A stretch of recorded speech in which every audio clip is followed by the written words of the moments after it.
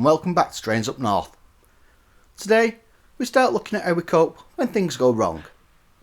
If we lose our bells or block instrument, can we still run trains? Let's find out as we make our way through the world of signalling. Now, before we go any further, I just want to point out that although we are dealing with absolute block principles, which are almost as old as the railways, this is based on current procedures. Right, let's get into it. So we're back here in Brewery Junction signal box when we stop receiving our bell codes. Now this could be from Green Lane, Redfield or both, it doesn't matter, but we're going to keep things simple. So today we're going to say that all our failures are between us and Green Lane. So we've just lost our bells from Green Lane. What we're going to do? Well, the first thing we could do is send a 1-2 to Green Lane. It may be that they can receive our bell signals even if we can't receive theirs. So telling them that we need them on the phone is a good idea. We don't get a reply, so the bells are broken, right? Well, maybe not. The signaller at Green Lane may be incapacitated, so they might be ill or something like that. Or they might have left the box unattended. Okay, so they shouldn't be doing this, but it does happen from time to time. If you're a signaller and you need to leave the box for whatever reason, before you do so, what you're meant to do is let the signaller at either side know the reason and everything. In this instance, the signaller at Green Lane answers the phone and tells us that they've sent bell signals but not received any. And at this point our block instruments are still working, so we've only lost the bells. So what we do is we're going to signal trains as we would using bells, but obviously the bells are broken, so we're going to use the phone instead. We would also be letting S&T know that the equipment's failed so they can come and fix it. Let's see how this works in practice. We receive a phone call from Green Lane and we answer it in the usual manner. Brewery Junction signal box, signaller speaking. They tell us who they are. Now this is important because miscommunication on railway can and has cost lives. So they need to make sure that they're speaking to the right signal box and the right person. And likewise, we need to make sure that when we speak to them, that it's the right person. They would then ask us something like, is up main clear for 2 Alpha 31, which is obviously a stopping train. If it is, and we can accept it, we would reply, up main is clear for 2 Alpha 31. We would then turn the block instrument to line clear. As the train enters the section, Green Lane would phone us and let us know that the train was entering the section. We would then repeat the message back and put the block indicator to train on line. So it's just like when we're using the bells, but instead of bells we're using our voice. We're then going to forward the train to Redfield using the bells. Remember, these are still working.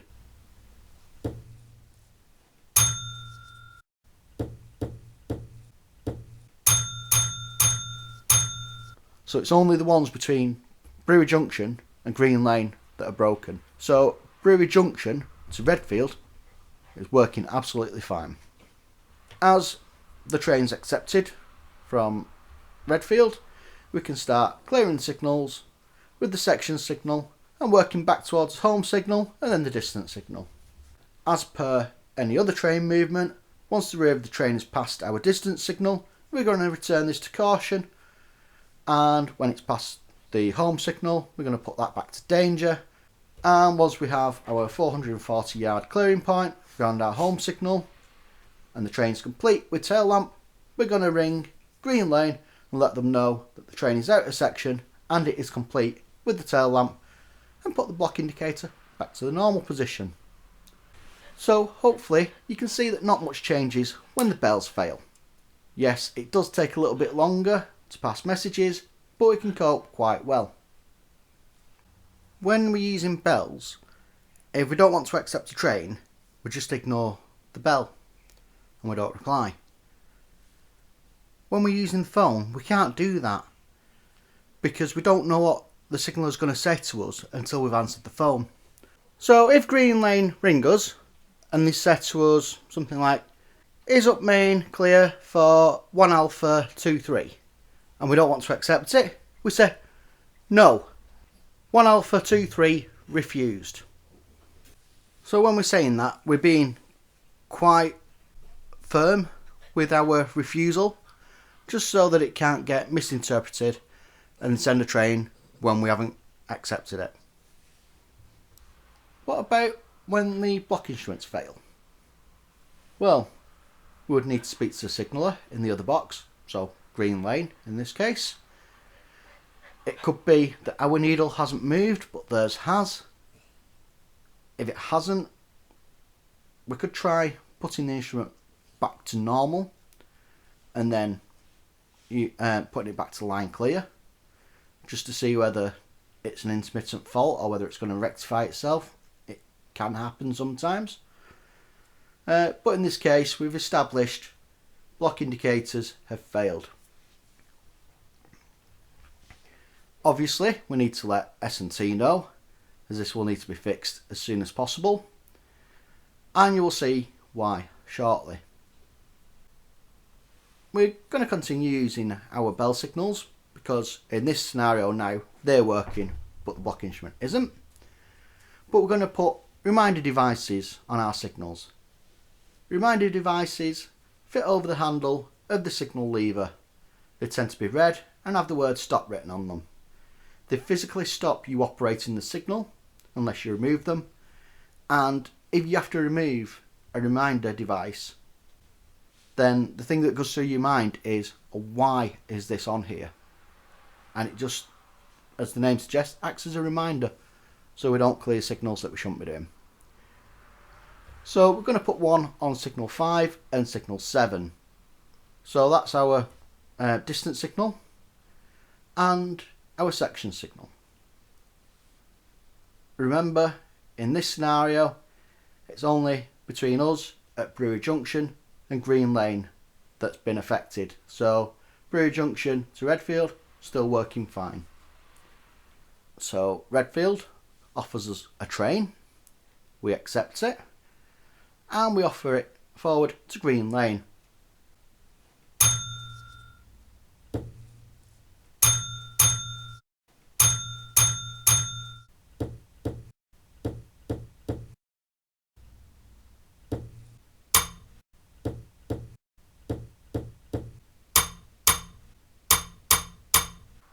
This is exactly as we would do it normally, but we're going to keep all the signals in the on position.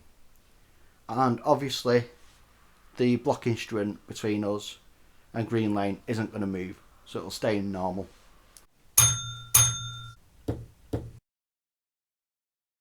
And the train's slowing down as it goes past our distance signal.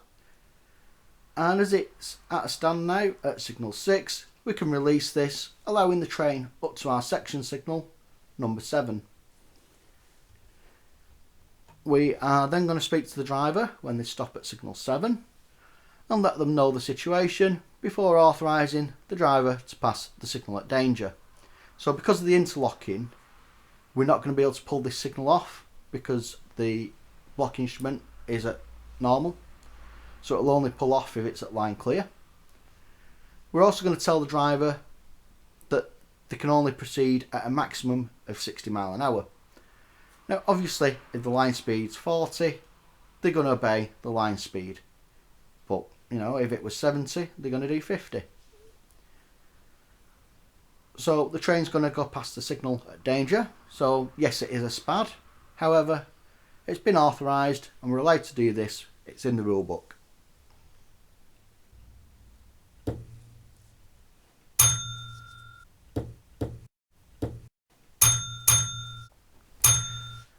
We're going to send 2 bells to Green Lane as we would any other train. And yeah, the reason we need this to be fixed as soon as possible is line speed might be 70, it might be higher, might be lower, whatever it is, but we can only run at a maximum of 50. So if we're running at a slower speed, it's going to take longer for the train to pass through the section. It's also going to add time because we're having to stop each train as well. And delays on the railway cost us money. So we want to avoid them. And we need to get this moving as quickly as possible. I might do a future video on why a delay in one part of the country can have such a massive impact on the rest of the network. If you want to see that, put a comment below and I'll do that for you.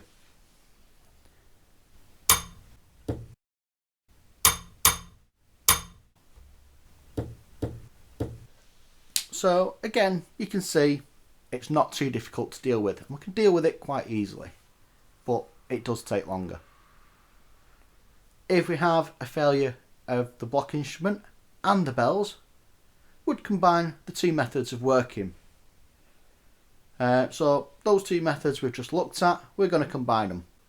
What we would do is we'd do it as we've done the block indicator failure, advising the drivers, etc.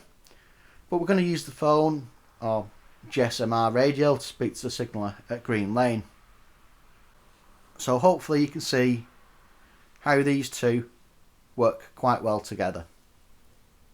But what if we have no communications between Brewery Junction and Green Lane? Can we still allow trains through the section? Well, yes and no. So the short answer is no. It isn't safe. But we can allow one train through the section. And there are a couple of rules for that.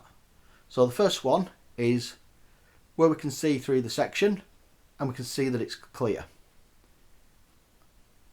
So if we can see completely through the section to the next signal box and it's clear, we can let one train through.